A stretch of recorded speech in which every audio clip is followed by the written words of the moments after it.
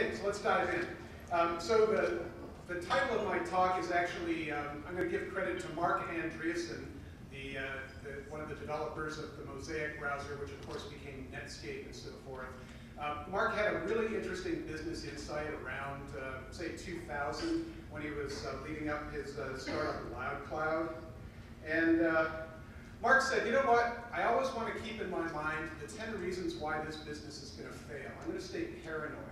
I don't want to get too far ahead of myself thinking, sort of really on top of this business. And so in that spirit, I'm going to tell you what I think the 10 reasons are why AR is going to fail. And I don't want to be totally pessimistic and doom and gloom here because I'm just in this to be provocative. But, there's some stuff in here that I think you'll recognize. Let's see whether you recognize this one. So what if AR, in fact, is the new QR code? Okay? Everybody knows what a QR code, right, is. How many people here click on QR codes on a daily basis? How about a weekly basis?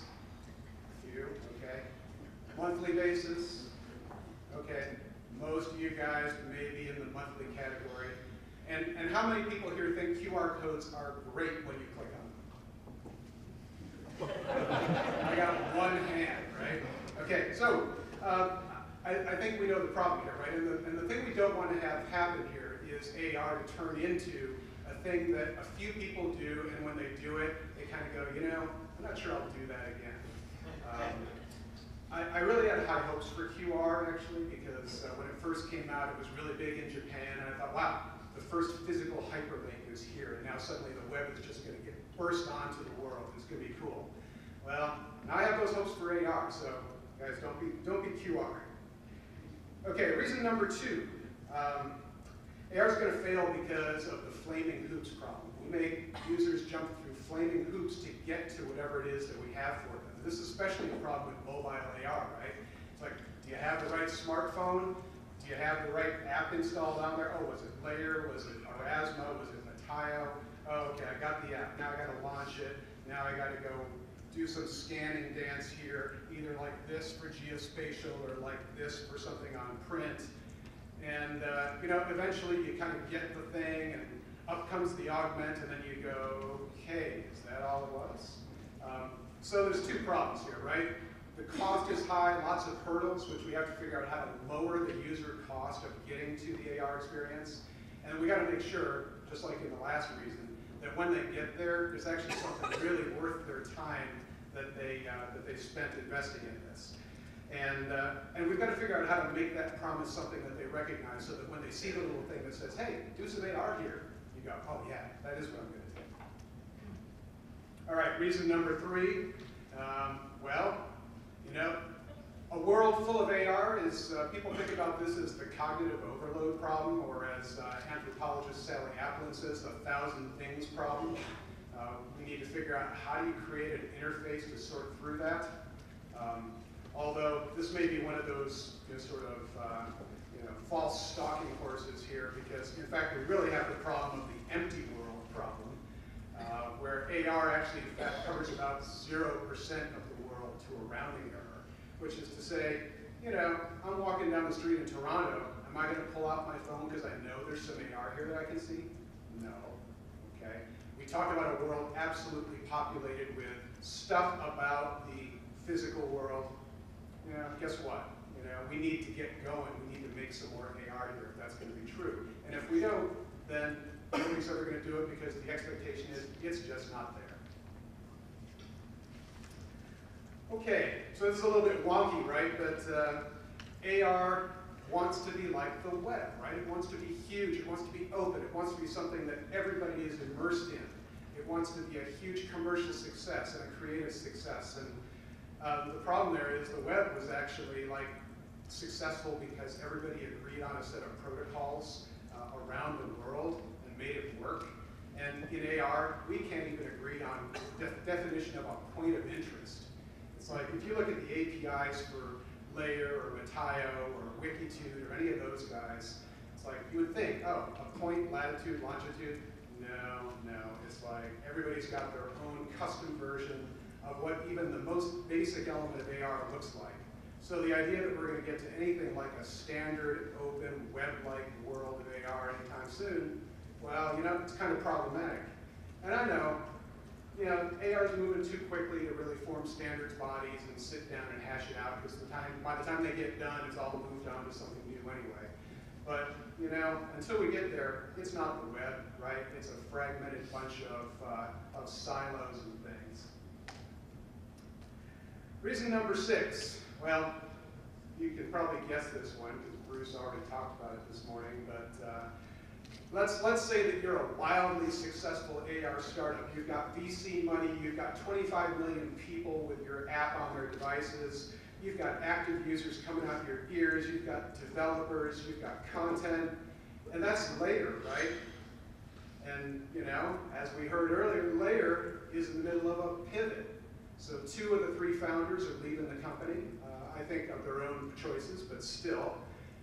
They've got a CEO who says, we got to focus on a business because we've got investors who are saying you're running short of cash.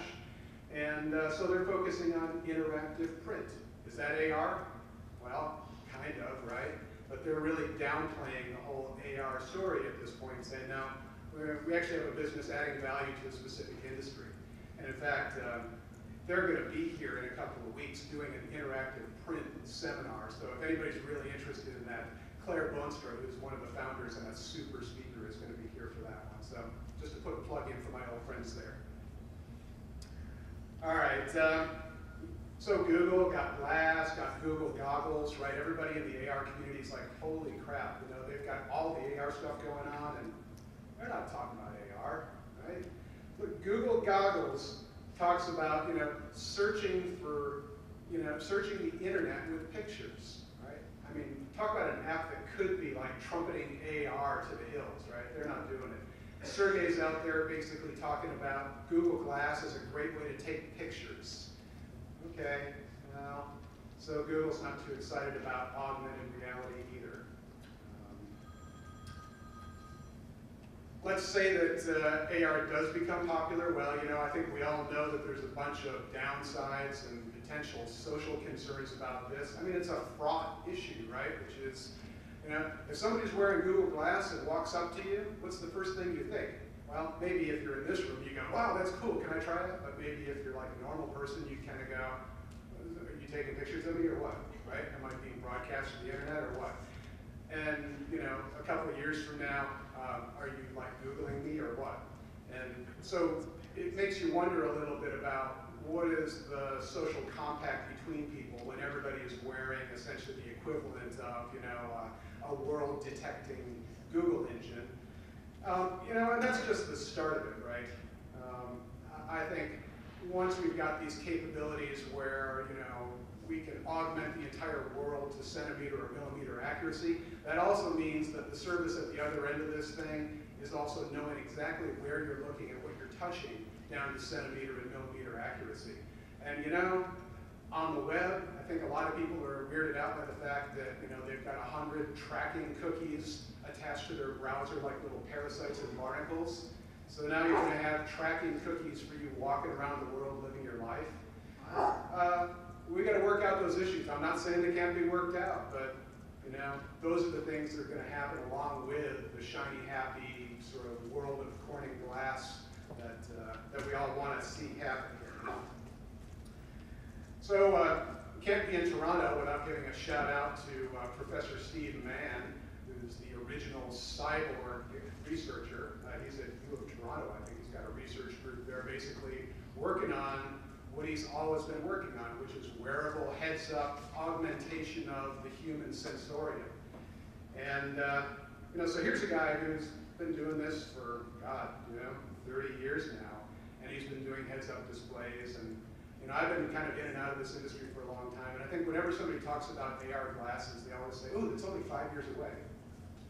And 10 years later, it's still 5 years away, and 15 years, and here we are in 2012, and I know Paul Travers from Vuzix would beg to differ on this, but I'd say we're still at about a constant 5 years away from true AR glasses at a consumer level that kind of deliver on what people think AR glasses need to be.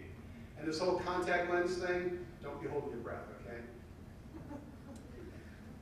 And then finally, when it comes to the future, we tend to make this mistake, which is we see a clear view and we think that's a near distance. So Helen and I both like to talk about AR as a medium and how we're kind of at the silent film stage of exploration of this new medium, and that it's going to be great. Unfortunately, the silent film era in film lasted 45 years. This is I think where it started. So this is Etienne Jules Maré, who invented something called the chronophotographic gun, and it was you can see it was actually mounted on a gun stock, and he could take moving pictures. And that's supposed to be an animated GIF there. It looks like it's not animating very well, but 1882 is kind of the start of the silent film era, and it took a long time until we got to 1927 and Al Jolson starring in The Jazz Singer, which I think is acknowledged to be the first sort of talkie, and the herald of the end of the silent film era. So you have to ask yourself, how long are you prepared to wait or wade through before the industry really breaks through? Okay, so, well, that was, I don't know, depressing or enlivening or truth or false, depending on your perspective here. But if you're OARN here, what do? Right? What do? You want to be in AR? You're enthralled by this thing. Okay, well, so Bruce is really getting tired of me using this quote from him, but he said this at the Augmented Reality event in 2010, the inaugural, and he talked about how AR was all about pure play experience design. And by the fact that I'm saying this here, I think he's right. We talked about this a lot this morning, and I just want to reinforce that I think this is way more important than registration or tracking or heads-up displays. It's, can you create experiences that are inspiring, that are beautiful, that are perplexing or maddening or tragic? We need, and I think Rob McDougall actually said it well, we need to create the fertile conditions for people to come in and tell their stories and create their own experiences in AR, so that we actually have people getting married in AR, so that we have AR flame wars, so that we have people building AR monuments to envy and greed and lust, so that we have legislative inquiries into AR, special prosecutors and scandals. And I think once we get to the point where that stuff starts to happen, I think that you've got a medium where people are starting to create experiences. And I think we need a theory of this stuff, a theory or a pattern language or something like that. Just like film has evolved languages of communication, AR needs to evolve languages of communication and experience as well. So get to work on that.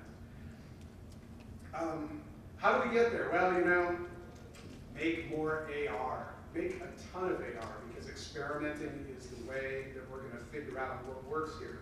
So, flood the streets with it. We heard this morning how the world is awash in history. Well, the world is awash in all sorts of stuff. So get out there and make AR out of it, right? Make Toronto or Ontario the world's leading hub of real AR experiences that people can go out and find and do. Make so much AR that it creates the 10,000 things problem, so that you have to invent new interfaces to handle a flood of AR that's out there.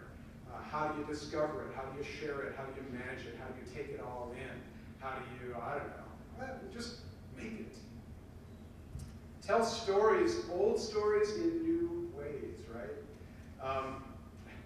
History actually may be the killer app for augmented reality. I don't know. This is a project I did with a friend of mine at Stanford, and history is a story that works super well in augmented reality. But the world is full of other stories, right? It's architecture and crime. It's physics and chemistry and geology and ecology. There's all sorts of stuff that the physical world is laden with. It's just waiting to be told in AR. So tell those stories. And you're going to need new storytellers to do that, right?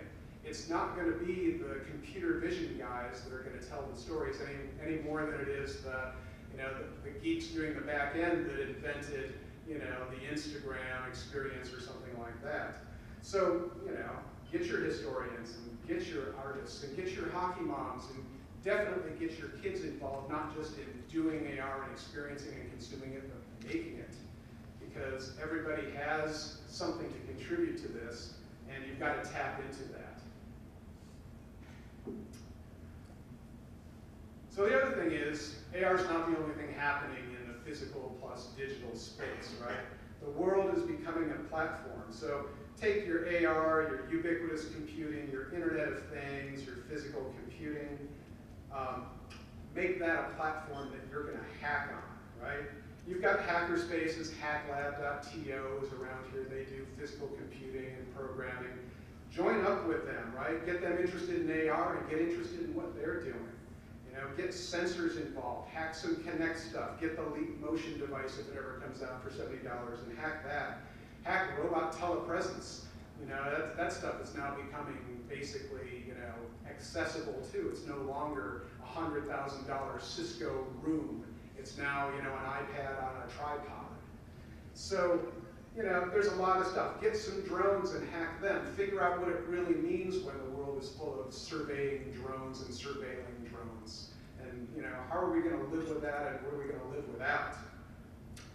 All in the name of making sure that AR does not fail. So you know this concept of scenius. Brian Eno coined this. Scenius, you know, a place where stuff is really happening, an ecosystem of amazing talent. Well, check out Bristol, England. They've got Scenius going on. They've got the Watershed Arts Program, the Pervasive Media Studio, Art and Animation is over there. They've got an HP Labs branch. They've got universities and startups. They've got the Interesting Games Festival. Banksy lives in Bristol, right? They've got public funding. It's a scene, cultural, technological, artistic. I think that's what you're trying to do here with this network.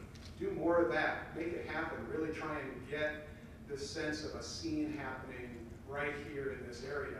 Because otherwise, it's like, well, AR is happening everywhere. You've got to make it special here. You've got to make it intellectually stimulating. You've got all the ingredients. You've got, like I said, you've got Steve Mann in the area. You've got OCAD. You even got Helen, right? The native daughter, you know, prodigal artist. So this thing about definitions, what is AR? I think we got to be flexible about that, right? People love to say, oh, that's not really AR, right? You're not doing AR. Or maybe that's not strong AR, that's weak AR. And you know, when people say that, ignore that noise, right? Don't get boxed in by the established tropes of what people have been doing in the lab for the last 20 years. But when it comes to user value, don't be flexible, be militant, right? Because that's what this is about. If you're creating value for people that overcomes all the flaming hoop problems and all the 1,000-thing problems, people will basically crawl on their bellies through mud and barbed wire to do it, right? So focus on value and don't compromise on that. Don't make stuff that makes AR kind of feel like, you know, a broken QR code where you follow the link and you're on your mobile phone and you get the desktop flash version. Don't do that. And when all else fails, sometimes augmented reality is not going to be the answer to a question that anyone's asking. So reframe the question, right? It's, we're all trying to feel what this thing is. We're the blind monks trying to suss out the shape of the elephant here. We all got a hold of different pieces of it. So reframe it. It's not augmented reality, it's extended human perception. That's Steve Mann's thing, right? It's contextual photography. When I've got my phone up, I'm taking pictures of the context of the world. It's ubiquitous storytelling. It's, I don't know, it's an internet magnifying glass that when I shine it on stuff, I actually learn about the world. It's, or maybe it's, you know, heads up, hands-free computing, right? It's not really AR, it's a whole new paradigm of personal computing. Don't get trapped in a box, right? You know, reframe it and keep on pursuing value. All right, so this is basically the chronophotographic gun of augmented reality. This is Ivan Sutherland, computer scientist and graphics pioneer, and his sword of Damocles. I think it's arguably the first heads-up graphics display ever made. And this was in 1968. So if you do the math, that's 44 years ago. So maybe the silent film era of AR really is almost over, and we're about to get on to the main event. So there is some hope. So that's my message to you guys. Keep the faith.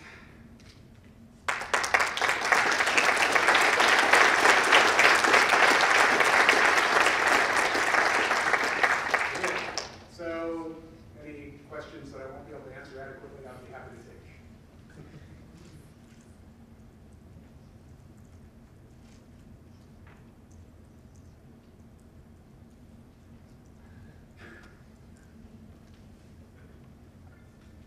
All right, so when students don't have a question, the professor just waits.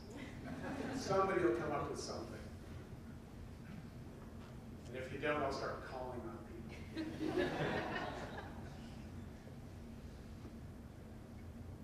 Okay, there you are. Sorry, totally naive question, but what are exactly the circumstances that are preventing the kind of convergence of technology that you mentioned that happened in the early web? Is it simply corporate interest and patent trolls and things like that, or is there not some obvious value-added quality for everyone involved to somehow converge and synthesize and agree on things?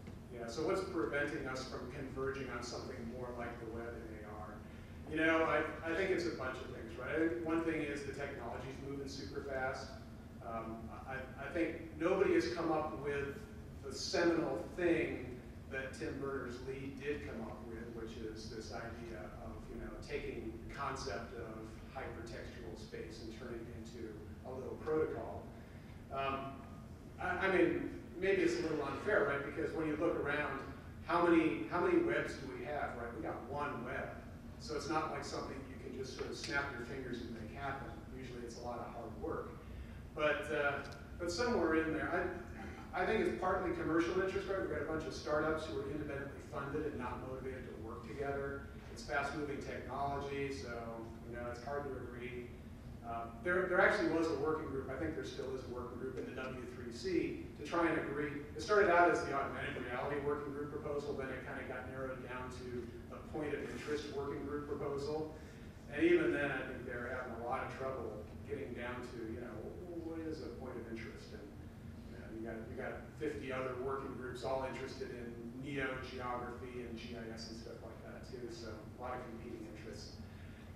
I don't know, to me it really comes down to one thing, which is, nobody has really found the thing that's broken through, that's just been like so obviously awesome, and also that's kind of has the right, sort of connectivity parameter so that it, spreads and other people can hook onto it. I think there's something in here about letting people build AR, maybe in their communities, maybe it's the historians or something like that, all band together in a global conspiracy to augment the world of history so that nobody will forget it. Helen. I have a question. Excellent presentation, fantastic, so inspiring, thank you so much. I love how you said that we should be flexible with the definition.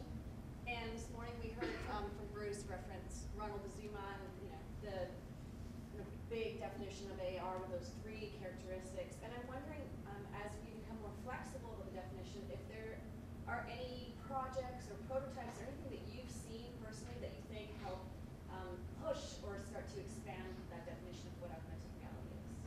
Okay, so Helen's question is, as we think about flexible definitions, can I think of any real sort of signal projects that are good examples of being flexible on the definitions? That's an interesting one. But one that comes to mind is a really small project. Maybe you haven't heard of it, but so in the Internet of Things space, there's this service called Patch Bay. I guess they've now rebranded to COSM. But basically, it was kind of like a patch panel over the internet for sensor data, sort of producers and consumers of sensor data. And so if you had an Arduino that was measuring the light levels outside your bedroom window, you could feed that into Patch Bay, and then somebody else around the world could take your data and use that to drive, I don't know, the light source for their pot garden or something like that. And one thing that they do in sort of sensing and is embedded computing. And so you have these little embedded computers that are getting data and feeding them sort of invisibly into the internet. And there was a project where they actually used augmented reality to create essentially a virtual display for that embedded computing and that data stream. So you could basically, I think they used markers and AR toolkit at the time, you could kind of shine your phone at that marker, and actually up would pop a little three-dimensional animated display showing the real-time condition of the data from that embedded computer. And I like that one, right, because it didn't really care whether it was registered particularly well. It did add a lot of value. It's very cross-disciplinary, right? It wasn't an AR guy, it was an Internet of Things person or a sensors person, or I don't know what it was. But those are the kinds of things that are, I think, interesting and experimental to take advantage of what AR can do, but don't get sort of locked into the definition. Yes, in the back. Seems to me that most folks on the street are a little overloaded with information already. Do you have any insight on how we can create AR environments that don't add to that overload? So how do we create AR environments that don't add to people's already overloaded digital life, I suppose? I spend most of my day deleting junk mail. And Yeah. I'll walk down the street deleting unwanted commercials. That's right. You've now got an AR inbox, and it's all advertising. You have to get through it all. And it will be all advertising. Yeah, well, I hope not. I mean, that would be one of the things I would say is, we need people to create meaningful AR stuff that actually touches people. We need artists on the job. We need museum creators telling the stories about the objects that they're curating. We need the historians to tell honest-to-God stories that people want to get involved in.